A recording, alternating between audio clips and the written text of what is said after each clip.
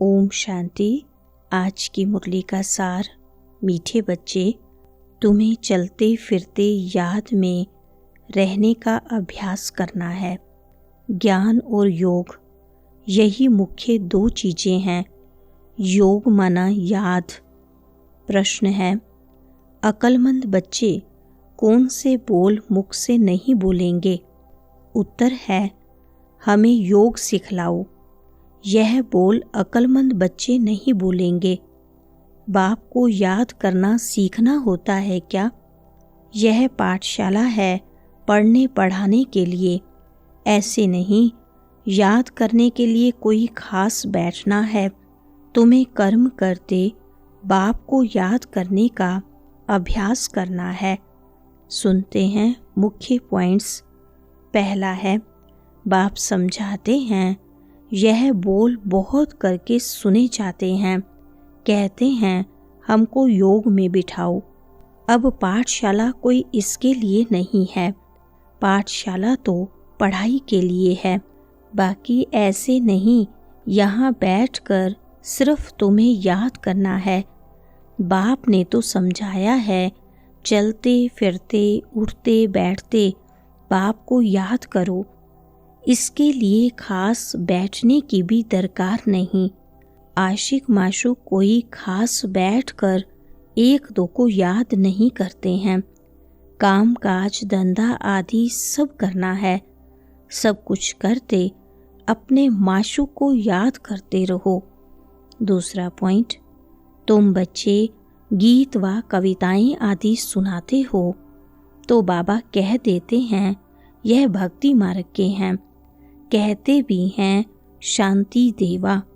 सो तो परमात्मा को ही याद करते हैं, न कि श्री कृष्ण को। ड्रामा अनुसार आत्मा अशांत हो पड़ी है तो बाप को पुकारती है, क्योंकि शांति सुख ज्ञान का सागर वह है। तीसरा पॉइंट, त्रिमूर्ति का गायन भी भारत में है। त्रिमूर्ति ब्रह्मा विष्णु शंकर का चित्र भी दिखाते हैं। शिव परमात्माए नमः कहते हैं ना। उस ऊंच ते ऊंच बाप को भूल गए हैं। सिर्फ त्रिमूर्ति का चित्र दे दिया है। ऊपर में शिव तो जरूर होना चाहिए, जिससे यह समझें कि इनका रचयिता शिव है। रचना से कभी वर्षा नहीं मिल सकता है। तुम जानते हो ब्रह्मा से कुछ भी वर्षा नहीं मिलता। विष्णु को तो हीरे जवाहरातों का ताज है ना। शिव बाबा द्वारा फिर पैनी से पाउंड बने हैं। चौथा पॉइंट, अभी तुम बच्चों को बाप से स्वर्ग का वर्षा मिलता है 21 जन्मों के लिए। भल वहाँ फिर भी समझते हैं लौकिक बाप से वर्षा मिला है। वहाँ ये पता नहीं कि यह बेहद के बाप से पाई हुई प्रारब्ध है। यह तुमको अभी पता है। अभी की कमाई वहाँ 21 जन्म चलती है। वहाँ ये मालूम नहीं रहता है। इस ज्ञान का बिल्कुल पता नहीं रहता। यह ज्ञान न देवताओं में है न शूद्रों में रहता है। यह ज्ञान है ही तुम ब्राह्मणों में। पांचवा point, doctor of spiritual knowledge एक ही बाप है। बाप को सर्जन भी कहा जाता है ना। साधु सन्यासी आदि कोई सर्जन थोड़ी हैं। वेद शास्त्र आदि पढ़ने वालों को डॉक्टर थोड़ी कहेंगे। भल टाइटल भी दे देते हैं, परंतु वास्तव में रूहानी सर्जन है एक बाप, जो रूह को इंजेक्शन लगाते हैं। वह है भक्ति। उनको कहना चाहिए डॉक्टर ऑफ भक्ति अथवा शास्त्रों का ज्ञान देते हैं। छठा पॉइंट, यहाँ यानी संदली पर कोई न बैठे तो भी हर्जा नहीं है।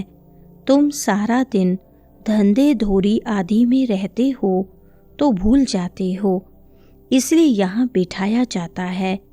तुम बच्चों को तो काम काज करते याद में रहने की आदत डालनी है। आधा कल्प बाद माशूक मिलता है तो क्यों नहीं याद करना चाहिए। स्त्री का जब हथियाला बांधते हैं तो उनको कहते हैं पति तुम्हारा गुरु ईश्वर सब कुछ है, परंतु वह तो फिर भी मित्र संबंधी गुरु आदि बहुतों को याद करती है। वह तो देहधारी की याद हो गई। यह तो पतियों का पति है, उनको याद करना है। 7वां पॉइंट, 10 मिनट यहाँ बैठते हैं तो भी ऐसे मत समझो कि कोई एकरस हो बैठते हैं। भक्ति मार्ग में किसकी पूजा करने बैठते हैं तो बुद्धि बहुत भटकती रहती है। नोदा भक्ति करने वालों को यही तात लगी रहती है कि हमको साक्षात्कार हो। वह आश लगाकर बैठे रहते हैं, एक की लगन में लवलीन हो जाते हैं, तब साक्षात्कार होता है। उनको कहा जाता है नोदा भक्त। 8वां पॉइंट, कोई कहते हैं हमको योग में बहुत मजा आता है, ज्ञान में इतना मजा नहीं, बस योग करके यह भागेंगे, योग ही अच्छा लगता है। कहते हैं हमको तो शांति चाहिए। अच्छा, बाप को तो कहाँ भी बैठ याद करो, याद करते करते तुम शांति धाम में चले जाएंगे। इसमें योग सिखलाने की बात ही नहीं है, बाप को याद करना है। ऐसे बहुत हैं जो सेंटर्स पर जाकर आधा पौना घंटा बैठते हैं, कहते हैं हमको नेस्टा कराओ।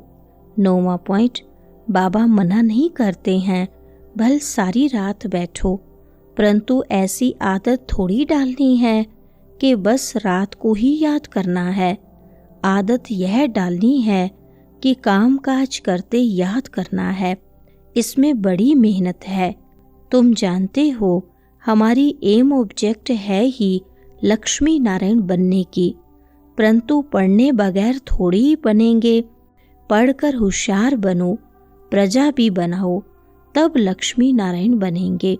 10वां पॉइंट, बाबा के ऊपर तो कितना बोझा है, सारा दिन कितने ख्यालात करने पड़ते हैं, हम इतना याद नहीं कर सकते हैं। भोजन पर थोड़ी याद रहती फिर भूल जाते हैं। समझता हूँ बाबा और हम दोनों सैर करते हैं, सैर करते करते बाबा को भूल जाता हूँ। खिसकनी वस्तु है ना, घड़ी घड़ी याद खिसक जाती है। इसमें बहुत मेहनत है। वरदान है, स्नेह की गोद में आंतरिक सुख वह सर्व शक्तियों का अनुभव करने वाले यथार्थ पुरुषार्थी भव। विस्तार है, जो यथार्थ पुरुषार्थी हैं वे कभी मेहनत व थकावट का अनुभव नहीं करते, सदा मोहब्बत में मस्त रहते हैं। वे संकल्प से भी सरेंडर होने के कारण अनुभव करते कि हमें बाप दादा चला रहे हैं। मेहनत के पांव से नहीं, लेकिन स्नेह की गोदी में चल रहे हैं। स्नेह की गोद में सर्व प्राप्तियों की अनुभूति होने के कारण वह चलते नहीं, लेकिन सदा खुशी में, आंतरिक सुख में, सर्व शक्तियों के अनुभव में उड़ते रहते हैं। स्लोगन है, निश्चय रूपी फाउंडेशन पक्का है तो श्रेष्ठ जीवन का अनुभव स्वतः होता है। अच्छा, ओम शांति।